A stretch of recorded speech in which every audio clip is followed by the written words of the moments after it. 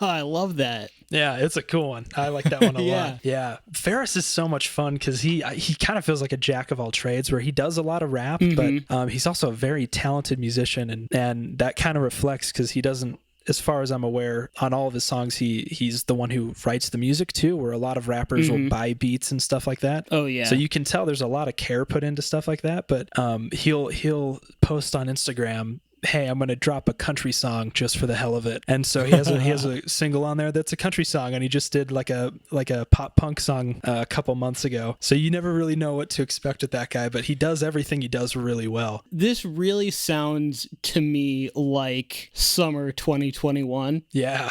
It just has all of the things. It's got that super auto-tuned kind of deal, but it's got the drums that almost sound like it is very much in the vein of current Travis Barker rap hip hop pop production. Yeah, absolutely. Just with the way that all of that goes together with the guitars and the drums, and I don't know, it's refreshing now after years and years and years of it to hear kind of hip hop and pop that isn't just super trappy the entire time. Yeah, I feel like we're kind of pulling away from that, which is really nice. Yeah, we're I liked that, but it was just kind of getting old, and I'm glad that we're getting more into this type of stuff.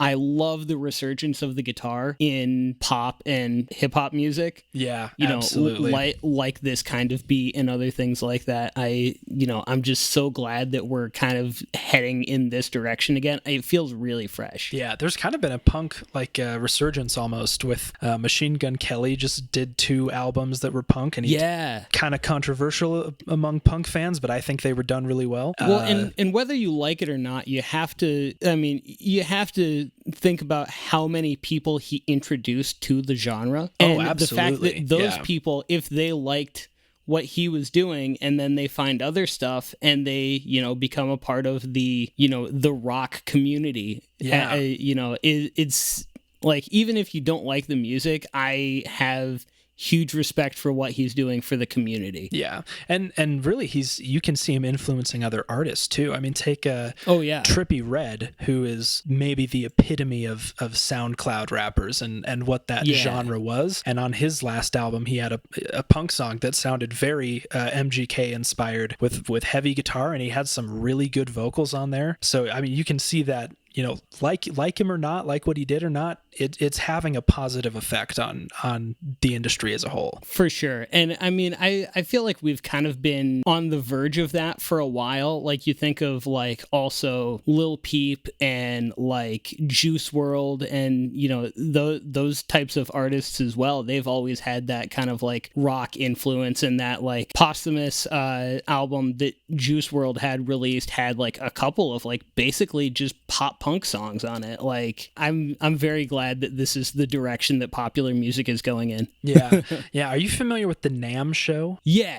Of course. So I was lucky enough to go a couple years ago, maybe 4 or 5 years ago, and one thing they do, everyone knows it for the big convention where all the music brands unveil new guitars and their new products. They have a lot of master classes going on at the same time, because they'll have musicians there that, you want to hear about how to market your music, and they'll have producers there. So that's kind of the part you don't hear about a lot. But I went to one of those, and the gentleman who was giving the master class completely predicted this. He was talking about the forefront of popular music right now, pop music, are these rappers that are on stage alone playing to backing tracks, right? That's what we have right now. And this was the late 2010s. And he said, I am almost willing to bet money that the next step from here is they start filling in those instruments.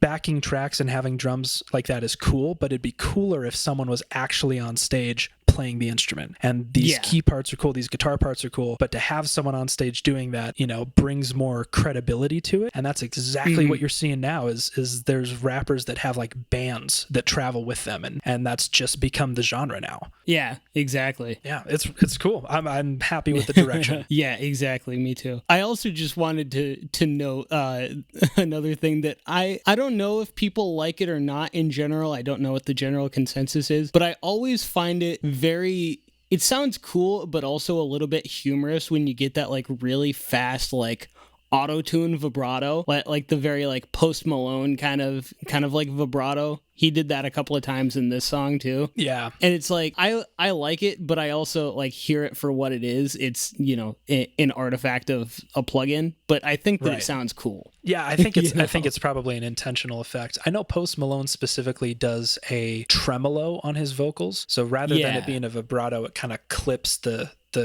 audio track at a specific interval, and it gets that kind of shutter sound to it, which is a really cool effect. All right. Very good stuff. So my next song is kind of in the vein of the past few that we've been doing. This is another kind of funky song. This is another one that I found around the same time as when I found the first song, when I just started stockpiling new songs for the podcast again over the summer. And this is by a band called Melt, and this song is called Sour Candy.